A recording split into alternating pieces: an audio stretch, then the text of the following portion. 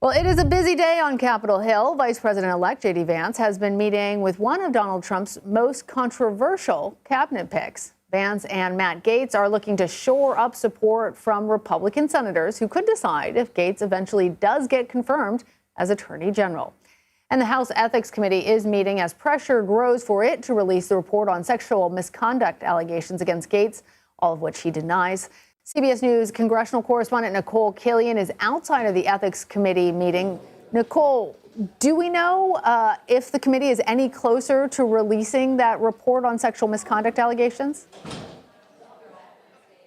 Well, it's certainly possible. We know they are discussing the report, but I can tell you member after member, I repeatedly asked if they plan to vote to release that report, and they declined to say so. So whether or not there ultimately is enough support among the 10 members to make those findings public still remains to be seen. But certainly there was a lot of high interest in the report. We know nearly 100 House Democrats sent a letter to the panel asking them to release the report to the Senate.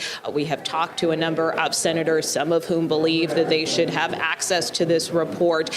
In fact, Democrats on the Senate Judiciary Committee have now asked for the FBI file of Matt Gaetz. Of course, he was also under federal investigation prior to this House ethics investigation, although that investigation ultimately did not move forward. So there's a lot of interest in these allegations surrounding former Congressman Matt Gaetz, even though, as you say, he has denied any wrongdoing.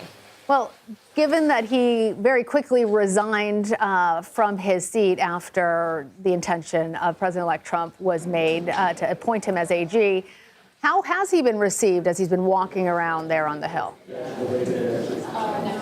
Well, he did arrive here on Capitol Hill along with Vice President-elect J.D. Vance, as well as Senator Marco Rubio, who, of course, is President-elect Trump's selection for a Secretary of State. But look, for the most part, the Vice President-elect and former Congressman Gaetz have been holed up in a Capitol hideaway in an area where we can't shoot video. So other than catching glimpses of them coming in and out of that room and senators coming in and out of the room where they're having these meetings, we haven't been able to see much in the form of video. But in terms of talking to some of those senators, many of them have suggested that this overall was a constructive meeting, productive meetings that they are having with the Vice President-elect and with former Congressman Gaetz, that it is important to go by the process and not necessarily jump to conclusions. They kind of don't want this to be a circus, as some of these confirmation hearings and processes are. So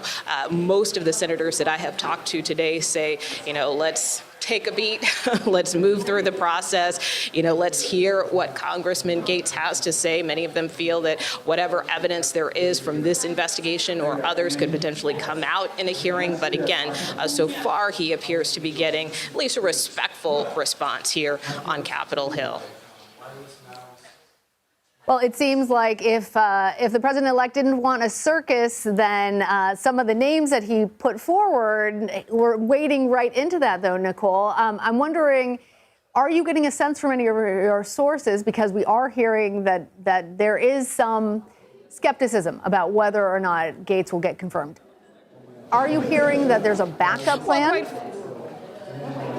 Yeah, well, quite frankly, having covered a number of these selections and confirmations, there is always usually at times a drama with any nominee at a given time, right? Obviously, this is a unique situation, given, again, that the House Ethics Committee could potentially release this report that has damaging details about the Florida congressman. But this is also something that has been well known here on Capitol Hill. And again, I think the point that senators are trying to make is that they see their role as one where they advise and consent, and they believe that whatever information is out there will come out through this process. So just let the process play out. I think that is the point and the sentiment that we're getting from a lot of senators, many of whom are probably tired of us, surrounding them, asking them a lot of questions about this. But, whether it is Matt Gaetz or Pete Hegseth, who's also expected here on the Hill, or some of the president-elect's other nominees,